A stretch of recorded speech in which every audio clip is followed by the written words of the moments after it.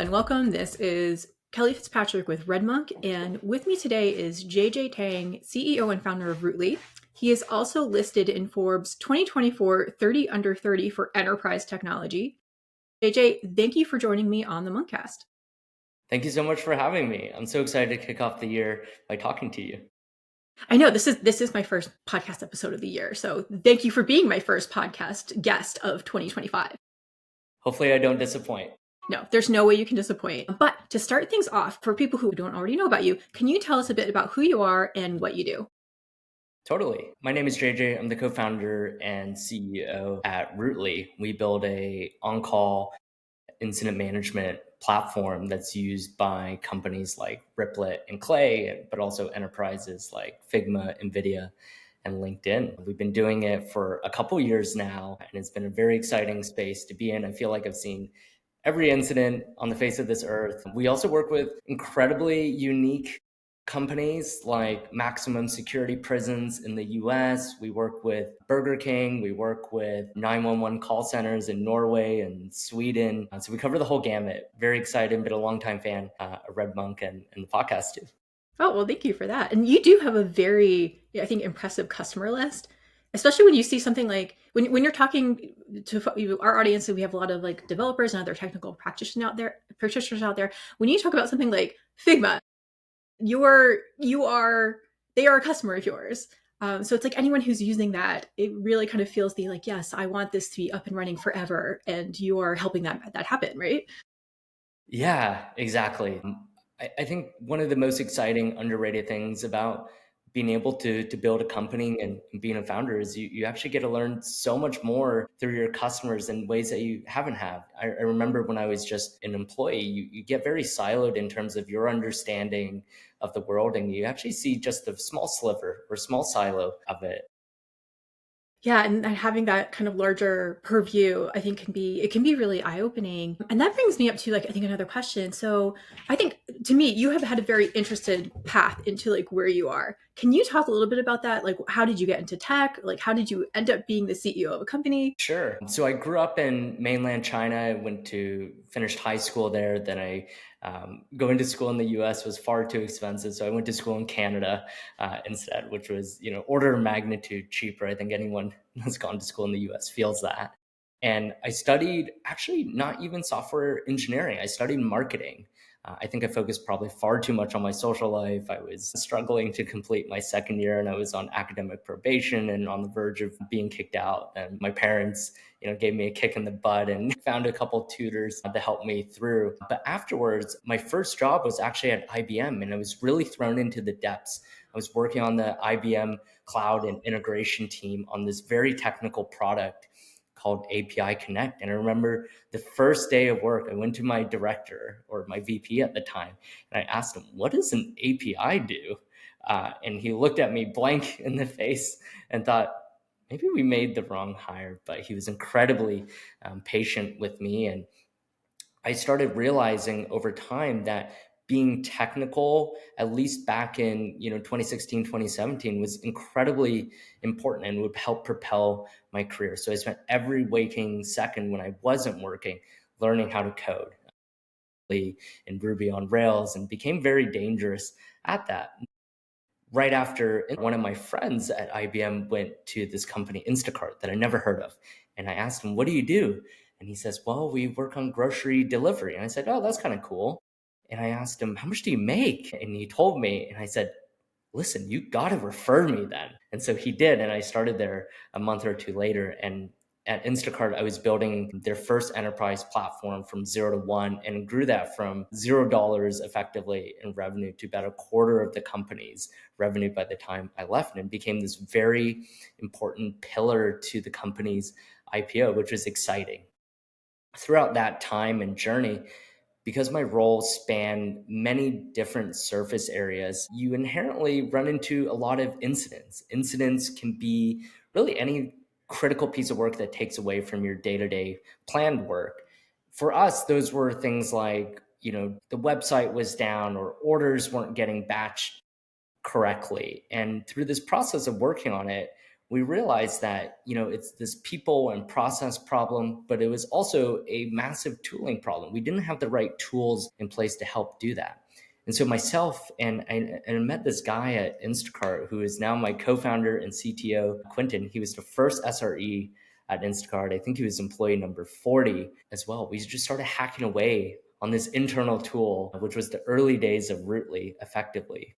And we deployed it to the company and we started spending more time on it. And it started improving the culture and the process around incidents dramatically at Instacart. And one day my VP put a meeting on my calendar Monday morning, and I thought for certain that was the end of it for me. But his feedback was, although this tool is really useful, it's not our core competency. You can't be focusing all your time on building this internal tool. And by then, I've already caught the bug. I was incredibly passionate about what I was building. And when talking to other companies, as it turns out, we're not the only one that has incidents. And so it was a good impetus for us to leave and go all in on building Rootly. And so that's kind of been the journey so far. Yeah, talk about a sign of, oh, maybe I should find a way that I can spend all of my time working on this thing that I think is very important. JJ, I love so many parts of your story. Like first and foremost, I think I talk to a lot of people who are trying to figure out how do you get into the software industry? Like what do you need to learn and how do you need to do it? And one of the questions that comes up is like, do I need a degree in computer science? And clearly the answer is no. I don't have one. I'm in the tech industry. And you are a self-taught coder. So I love that aspect of your story.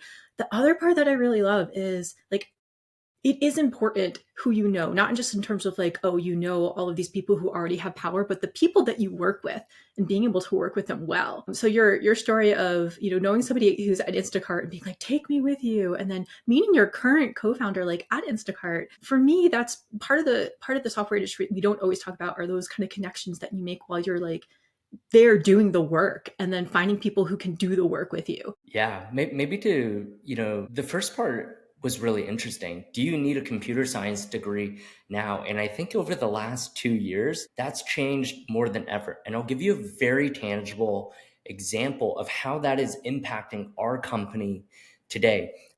One of the things that we've done is we have a very strong outbound, top down sales motion.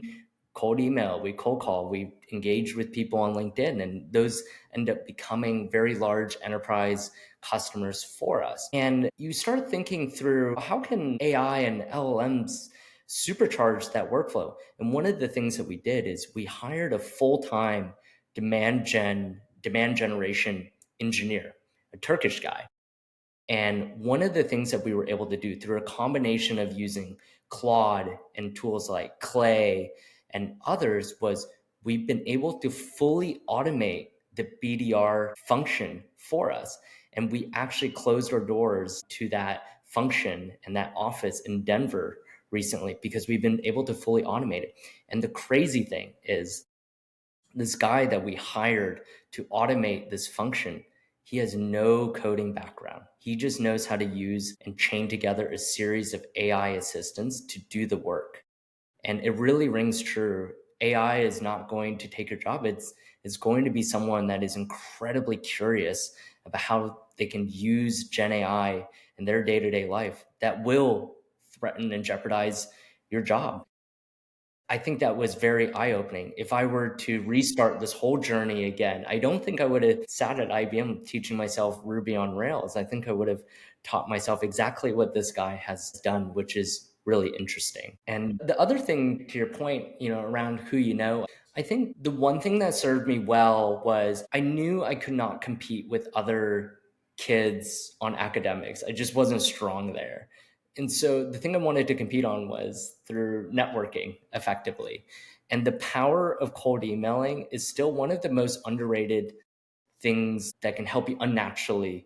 I remember, one of my first internships was at IBM. And the way I got it was the program was closed. It was very competitive. I knew I wasn't getting in. It was really just open to MBA students as well. And I had this no-name undergrad business degree that I was hardly holding on to.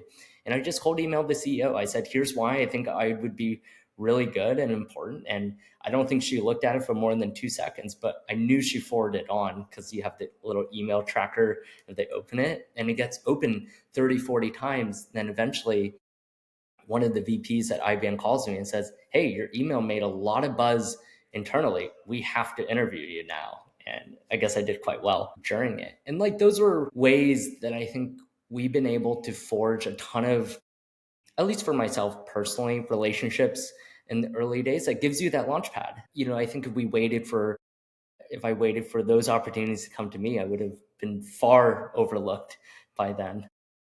I don't know if I've ever like cold emailed a CEO, but maybe I need to start. So I want to make sure, I want to talk a little bit, probably a lot about the incident management space, because that's where like kind of Rootly lives.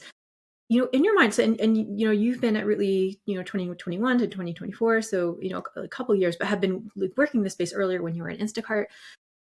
What does that space look like? And in terms of, what are your customers asking you for? Where do you see Rootly's like space in that? Yeah, I think, when we started the company, well, the cool thing is there's a lot that hasn't changed. We ask ourselves this question all the time when it comes to planning, for a roadmap, for a quarterly, for goals or KPIs, is what are the things that are not going to change? People are never going to want to resolve incidents slower. People are never going to want less consistency. People are never going to want more chaos. People are never going to want to have less consolidation when it comes to their tooling. And so those principles actually guide us a lot in terms of our own planning that I find helpful. But the things that have changed have been interesting, even for us as a business and how we position ourselves. One thing when we started was we thought, of course, the most important thing is people want to resolve their incidents quicker. They want to reduce it from an hour to, 20 minutes, for example. And we led with that messaging. And the reality was it wasn't resonating really well. People weren't ready to make that leap yet necessarily, but what they were targeting was more consistency. They didn't even have a way of measuring, is this good? Is this bad? How have any sort of internal benchmarks to compare themselves against. And the thing that we were trying to sell them was, hey, faster, it's faster. But they didn't know if what they currently had was good or bad. And so we changed our messaging from resolve incidents quicker to driving this consistency. And that turned out to be really helpful in terms of finding our own product market fit. The other thing that I found interesting over time is there's a certain adoption curve people go through. I think where some companies have struggled in this space is they will come in and try to solve something way too far right. Far right being, hey, I want to help you only learn from postmortems and extract the most valuable insights and trends, which all sounds great. Everyone wants to do that. But the reality for some of these very large enterprises is, well, they don't even know the difference between, have a definition between Sev 2 versus Sev 3 across their organization, let alone being in this position to be able to have trend insights and do something meaningful with it. And I think being able to meet customers where they are in their maturity journey has been really helpful for us. We think of the problem as how can we help you with ease of adoption first, then how can we help you evolve into these better practices for incident management.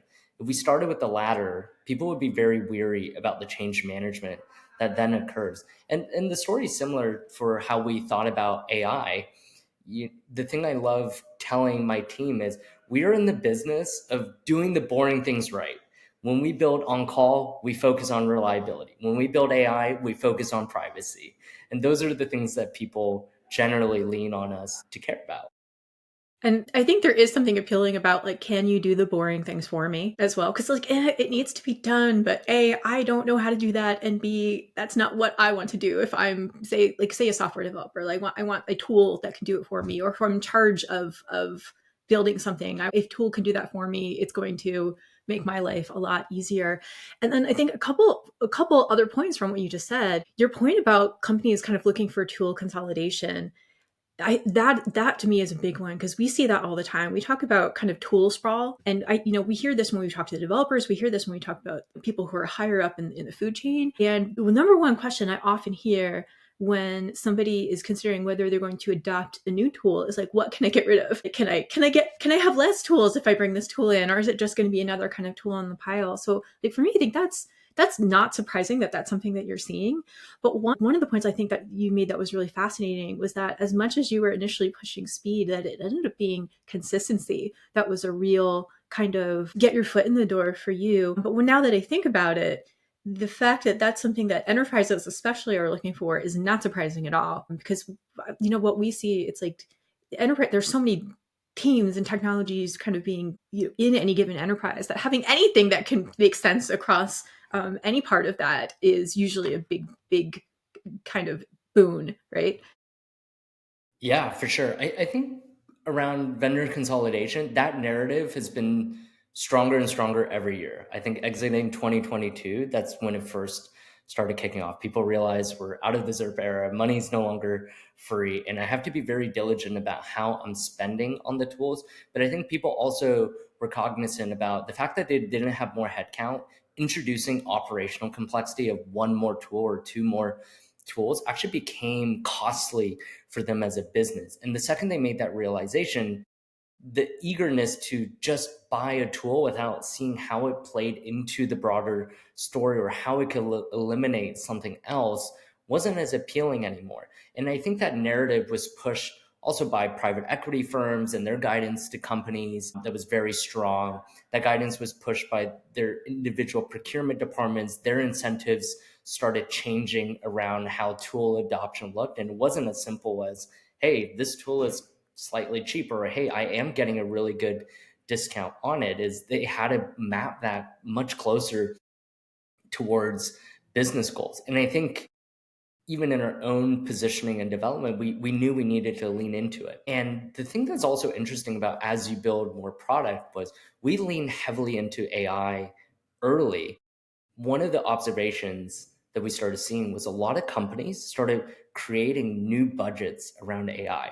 Typically, we would consume in someone's infrastructure budget. We would compete against an AWS or a Datadog for money there. Well, good thing is there tends to be a lot of money allocated there. But we started seeing companies would dedicate 10% of their spend into AI. And so there's stories, many stories now for us where we can align to those budgets and those stories and seeing how that procurement process then occurs. And I think to your point earlier, building a wedge into an existing company is actually really important. For us, we knew that we were going to build this much broader reliability platform. But when we talked to customers in the early days about this is the dream, this is what's going to happen, it was really scary. People, companies big and small, looked at us and said, I don't think I need that yet.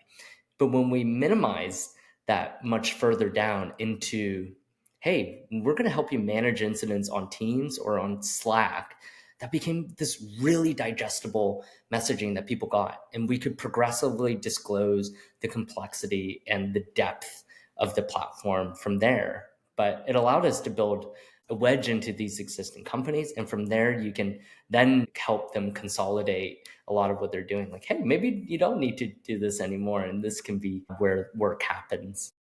And I think it can be tricky to figure out how to talk about what you do in a way that people understand that it's something that could be useful to them.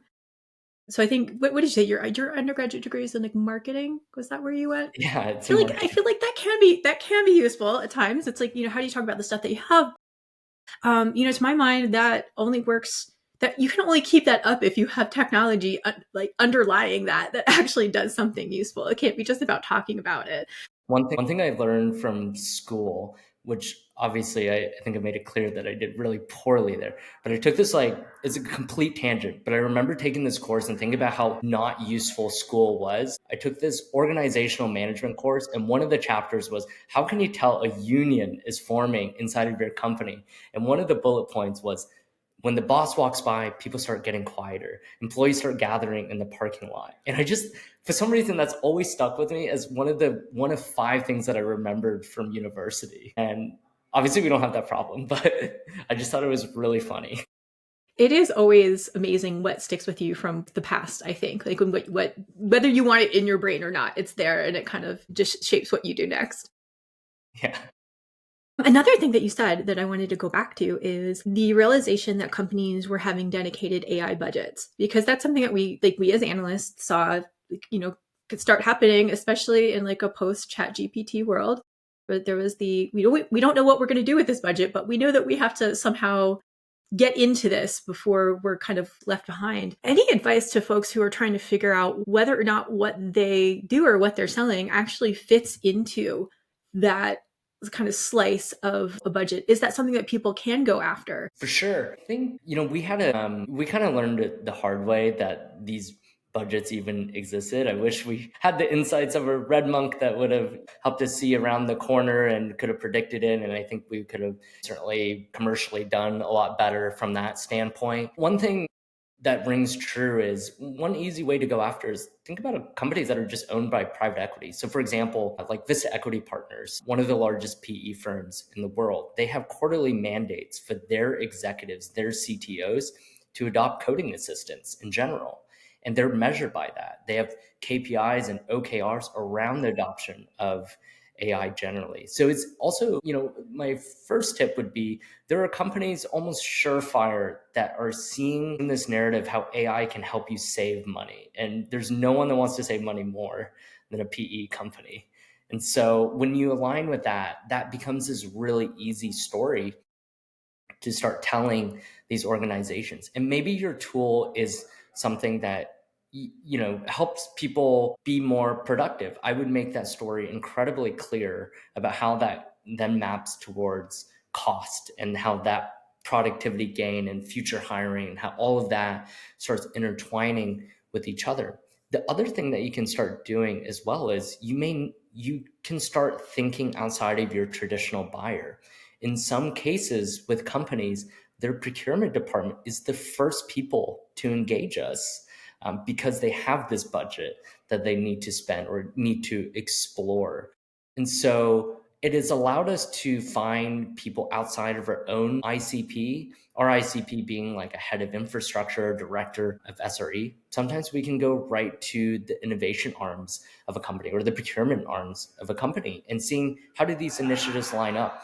And those are often ways that we also have gained traction and momentum. It's a little bit more around the bout, but your opportunities for how you approach organizations also start changing. Yeah, very, very much. And I think another question I have, and I want to make sure we get to it, is so you and your co-founder Quentin started Rootly in 2021, and it is now 2024, and like a lot happened in like that's a lot to be running a company kind of through.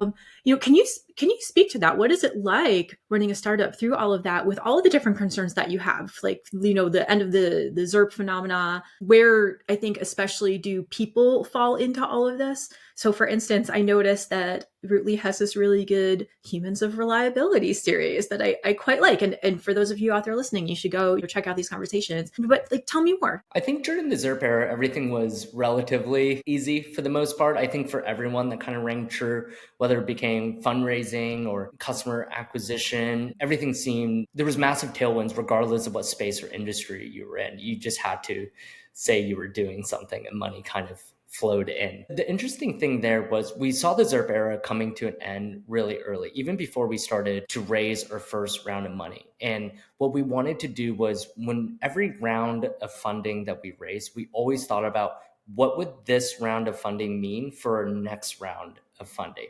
Was it we never wanted to raise again and run a very profitable business? Was it maybe we got an insane valuation? And we've had so many of those.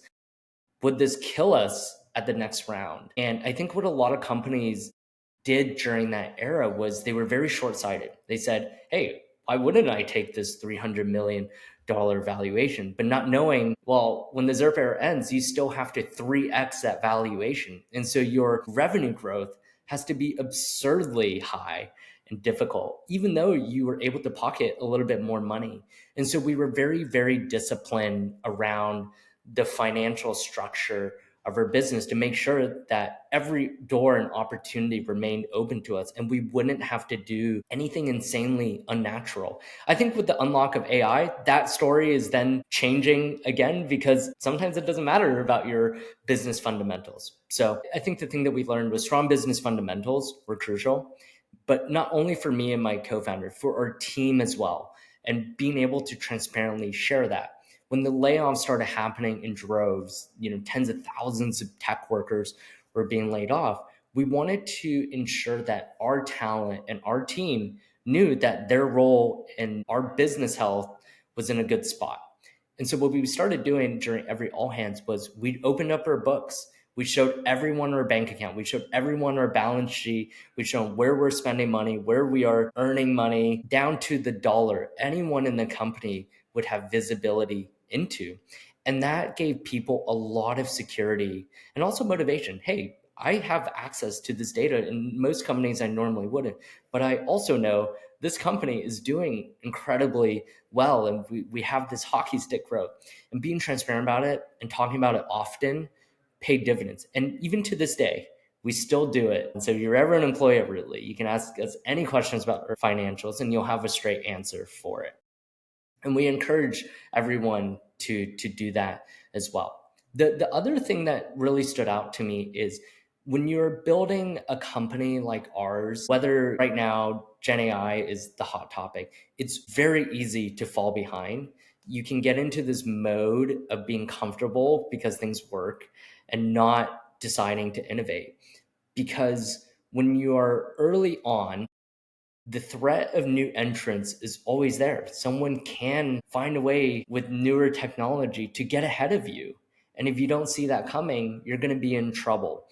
And customers also, you start learning because their world is very domain specific to their company and their space, you're often seen as this innovation advisor to companies. And if you don't know what you're talking about and you're not ahead of the curve and you know all these things that are important, how it's going to affect the space or not going to affect the space, you actually begin losing trust with customers. If I were to go talk to a CTO of a large credit card company that's one of our customers, I think they would be very hesitant on the fact that I don't know how Gen AI and the world of incident management play together. And that issue of trust, I think, is one that we've been hearing more and more. And we hear it a lot when it comes to trust around data and what people are going to do with it, trust around, security and privacy. If you're buying a tool that's promising those things, is it going to actually deliver? I think what you're talking about is more of like trust in the people that you are working with know what they're doing. That kind of just very, very base level. And I think that's fascinating. Yeah, that's the thing that I think often investors push companies to do the wrong thing around. I think a lot of investors view building a SaaS business as a pure tooling problem and often miss how important the people and the process portion of it is. At least for us in incident management, I think ironically tooling is actually a small portion of how you make incident management better in your company. One of the things that we've done uniquely that's paid a lot of dividends is we created a reliability advocates program. These are people that built the 0 to 1 incident response process at companies like Shopify or Twilio or one of these amazing organizations. And all they do is act as internal, but also in a way external consultants for our customers. So we help companies write all of their status page templates. We help companies create on-call pay programs inside of Europe, for example. These are things that are adjacent, but not super specific to using X, Y, and Z feature inside of our tool. But we have the expertise, we lean into it, and that actually creates an incredible amount of trust. And also, selfishly for us, it makes us sticky because they view us as a critical dependency of evolving their incident response process. And I think it's always comforting for me to hear about where people see humans in the loop, especially, we've had a conversation where we've talked about really being able to basically automate their BDRs out of a job, right? So where is the point where we do need humans in that process, and how are you trying to kind of nurture that understanding that humans are important, right? For sure. I think, the fun thing about building in this space is generally with engineers and SREs and DevOps folks is they're some of the most skeptical people you'll ever present to, which really is such an awesome forcing function to do the right things. If you go approach a company with this pipe dream, hey, we've solved self-healing software, I think you'll be very quickly laughed out of the room. Maybe just quickly going back as well on the trust portion, there are things that we've done as a company, as a culture, in order to remain ahead of it beyond building things like a reliability advocates program. We have a leadership meeting every Tuesday night. I think people kind of hate that it's at night, but it's the only time that we found to make work. We have a standing meeting every night where one leader from one function, maybe it's customer success, maybe it's on QA, but someone presents a new AI tool that they've been playing around, and why or why not should we use it? And that's been such a great way, and also a great forcing function, to discover and see what are all the things out there and how can we be more productive and be more effective as an organization. There's some areas that we will be far from adopting any AI because human touch is incredibly important. And there's other areas where we think we would be amiss to not have. Well, I think we're getting close to the end of time, and I have like kind of one final question for you. Any advice for folks out there who want to get into the business? And you've spoken about this a little bit, but like, to kind of sum it up. I think the traditional wisdom has always been find a problem that you're facing, something you're passionate about, and go build something around it. I actually think that's incorrect, in my opinion. Obviously, for us, I think Quentin and I got very lucky. We hit this trifecta of, natural need. It was a market that had a lot of demand and people really needed it. I would almost suggest working backwards. I would work backwards from how you generate the idea. I would look at inside of my organization, what are the internal tools that we're building today? How are we already trying to solve it? Then thinking of those ideas, how would I sell this? How would people react to it? Is it just a tool or just a feature that someone would rather buy or use as a Chrome extension? Or can this actually be a company with depth, with the depths and valleys of, complexity that's required? And I think working backwards from, can you sell it? And are you already solving for it, is a really easy way of creating some of these organizations. And I think if we had to do it all over again, we would probably do that, or we would probably do something incredibly silly for cats or dogs. I think that could be cool too. Well, JJ, thank you so much for joining me on the Monkcast. My actual last question: how can folks hear more from you? Where can they find you on socials? Are you doing any speaking? Yeah, you can definitely find us at most developer conferences that are coming up this year. You can find us on rootly.com. As you mentioned, we have a really fun humans and reliability podcast where we don't advertise the tool to you. And generally, I like to speak a lot on LinkedIn and our insights about how the inner workings of how we built Rootly came to be. Well, many thanks again to JJ for a great conversation. Again, my name is Claudia Fitzpatrick with Red Monk. If you enjoyed this conversation, please like, subscribe, and review the Monkcast on your podcast platform of choice. If you're watching us on YouTube, please like, subscribe, and engage with us in the comments. Thanks so much for having me.